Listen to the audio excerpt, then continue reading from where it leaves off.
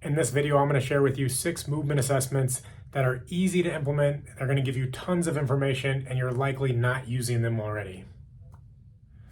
Movement assessment number 1, neck circumduction. What that looks like is full circular movement of the neck. And the reason that that's beneficial to look at is that if someone comes in and they have pain with extension, pain with side bending, or pain with rotation, it's likely going to show up as a pain with that circumduction type of movement.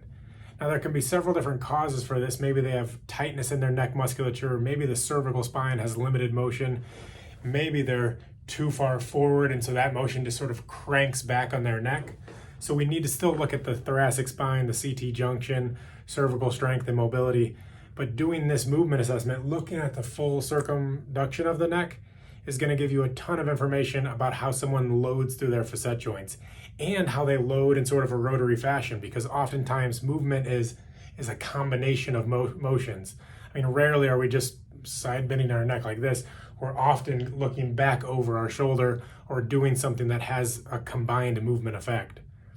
The simple treatment solution for this is have someone take their hands, grab both sides of the neck, fingertips clasping in the back, and then work through a smaller protected range of motion to get that same benefit. So what that does is it gives the neck some protection. It changes the intensity at which you roll through the facet joints.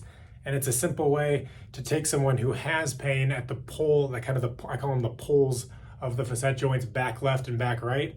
And it gives them some freedom to move through that with less sensitivity. So that's movement assessment number 1. Movement assessment number 2, scapular mobility with overhead shoulder flexion. So oftentimes if someone has limited shoulder motion, they'll go overhead, and when they get to their end range, the scaps will elevate and the upper traps will really kick on before the end range of motion. The movement assessment that I like to do is 1, seeing how far someone can get up. So can they clear their ears with their arms?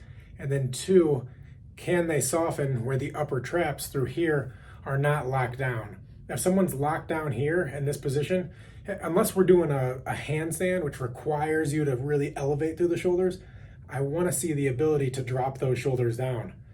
By dropping the shoulder down, we're engaging through the rotator cuff and the lat, providing a lot more shoulder stability.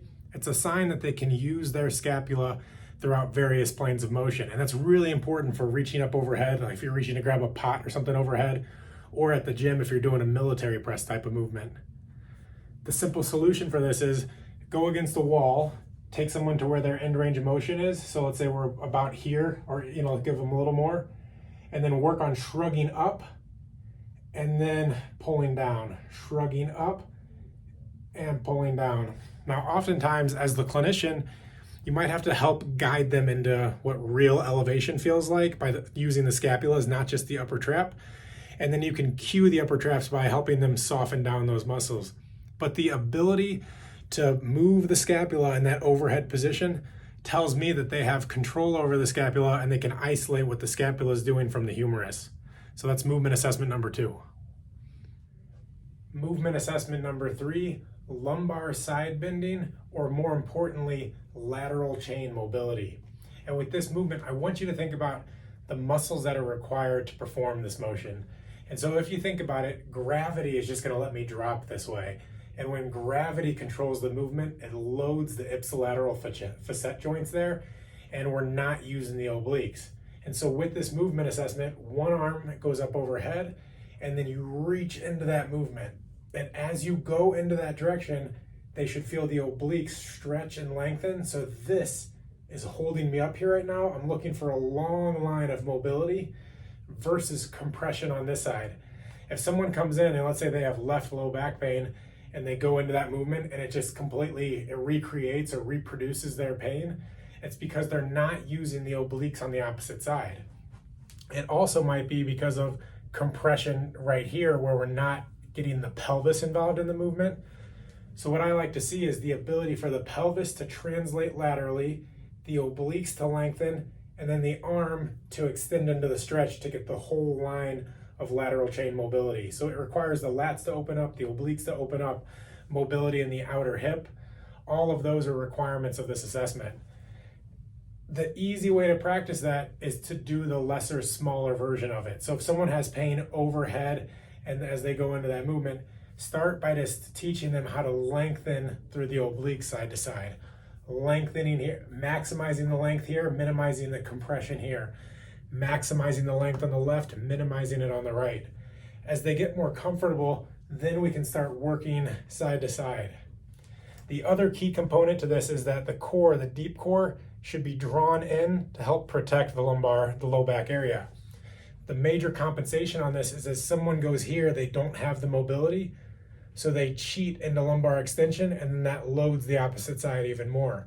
So I often start by saying draw in, reach over and across, which gives that deep stretch. The solution on that one is the simple kind of graded exposure of the movement. Start smaller, gradually work longer, focusing on the reach and the length, really feeling the stretch here to minimize the compression on the opposite side. If you can do that, it's going to help a lot of people who have pain in extension and rotation as well. Movement assessment number 4, lumbopelvic extension. This is probably the most common movement dysfunction that I see, where people can't go into extension without feeling compression of their facets. So when I watch someone go into extension and they sort of tip forward at the hips and load here, all that does is immediately compress the spinal facets, and that loads up the nerve roots, it loads up the structures on the backside of the body. What I like to look for is when someone goes into extension is that we see anterior translation of the pelvis, which opens up here. They have to use their deep core to hold them up as they go back into that movement. So similar to the lateral chain assessment where I'm looking for opening here, on this movement, I'm looking to see if there's a long line going across the front of the body.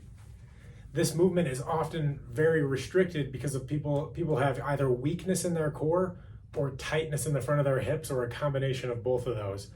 So as I go back into extension here, if I don't want to open, if I'm tight here and weak here, I'm going to just drop, I'm just going to tilt back into lumbar facet compression. And so what I like to see is the ability for the hips to translate, the core to lengthen and open up.